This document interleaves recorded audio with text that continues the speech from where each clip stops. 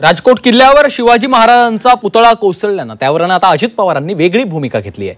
पुतळा पडल्याच्या निषेधार्थ पुण्यामध्ये अजित पवारांच्या राष्ट्रवादी पक्षाने काळी पट्टी बांधून मूक आंदोलन केलंय। पुतळ्याच्या उभारणीमध्ये दोषी असलेल्यांवर आणि संबंधित अधिकाऱ्यांवर कडक कारवाईची मागणी आंदोलकांनी केली आहे। तर तिकडे नाशिकमध्येही अजित पवारांच्या पक्षाकडून आंदोलन करण्यात आलंय। नाशिकमध्ये आंदोलन करून निषेध नोंदवण्यात आलेला आहे।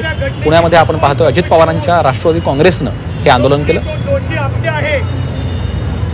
त्याला त्वरित अटक करावी।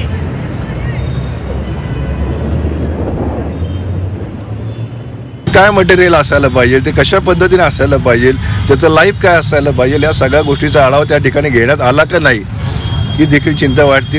मग मोदी साहेबांच्या हस्ते त्याचं उद्घाटन हो, नाही तर राज्याचे मुख्यमंत्री, परंतु छत्रपती ही अस्मिता आपली आहे, याच्याकडे पहिल्यांदा पाहिलं पाहिजे। 2 ते 3 फूट ज्याला मूर्ती करायचा अनुभव आहे अशा मूर्तिकाराला 28 फूट उंच मूर्ती दिली जाते।